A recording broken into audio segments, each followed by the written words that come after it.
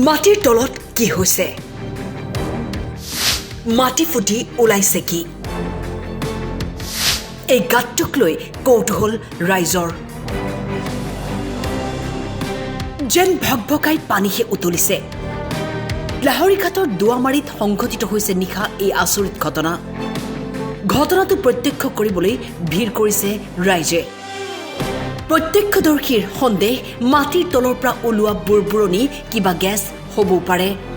আমাৰ ইয়াতে স্থানীয় যুৱকে ইনফৰ্ম কৰিছে যে গাঁতৰ পৰা কিবা গেছ ওলাইছে মই আহি পেলাই চালো ইফতাৰৰ পিছত ইফতাৰৰ আগত মোক জনাইছিল লগে লগে মই দেখা পাইছো যে হয় তেনেকৈ কিবা গেছ ওলাইছে লগে লগে মই সাৰ্কুল অফিচাৰ ছাৰক জনাইছো তেখেতে সিৰিয়াছলি লৈ তেখেতে আহি ভিজিট কৰি গৈছে আৰু কাইলৈ তেনেকৈ পাইছে কাইলৈ এক্সপাৰ্ট টিম পঠাব বুলি কৈছে আৰু তেখেতে কিবা গেছৰ সন্ধানে তেনেকৈ হ'ব পাৰে বুলি সন্দেহ কৰিছে মিথেন ঠাইখিনিৰ নাম হৈছে দুৱামাৰী গাঁও আমি দুৱামাৰী গাঁৱৰ মই প্ৰেচিডেণ্ট হয় বিডিপিৰ তেখেত ছেক্ৰেটাৰী আৰু এইটো আজি ৰাতিপুৱা 7টা বজাৰ পৰা হৈ আছে বুলি স্থানীয় মানুহে ইনফৰ্ম কৰিছে আপোনাৰ কিবা সন্দেহ হয় নেকি তলত কিবা সন্দেহ হয় ইয়াতে ONGCৰ কিবা টেষ্টিং হৈছিল এক্সপ্ল'চিভ কৰিছিলে তাতে গতিকে কিবা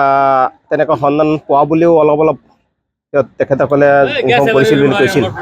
গতিকে এইটো কিবা কিবি হ'ব পাৰে মিনাৰেলছ কিবা হেৰি গেছ বা তেনেকুৱা ঘটনাস্থলীত লাহৰীঘাট আৰক্ষীৰ লগতে লাহৰীঘাট ৰাজচক্ৰৰ চক্ৰ বিষয়াৰ উপস্থিত হৈ ঘটনাৰ বুজ লৈ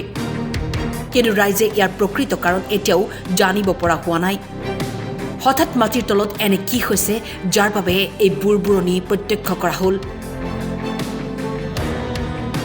লাহৰীঘাটৰ পৰা ৱাছিম হুছেইনৰ ৰিপৰ্ট টাইম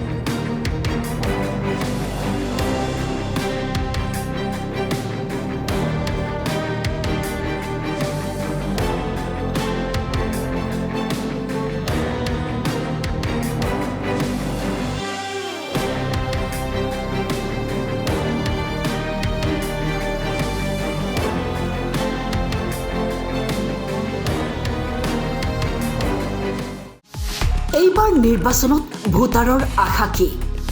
নেতাৰ পৰা কি আশা কৰিছে জনতাই কি বিষয়ে আকৃষ্ট কৰিছে ভোটাৰক চহৰ নগৰ গাঁৱে ভূঞে জনতাৰ মনৰ কথা star cement time 8 ground zero' powered by data machine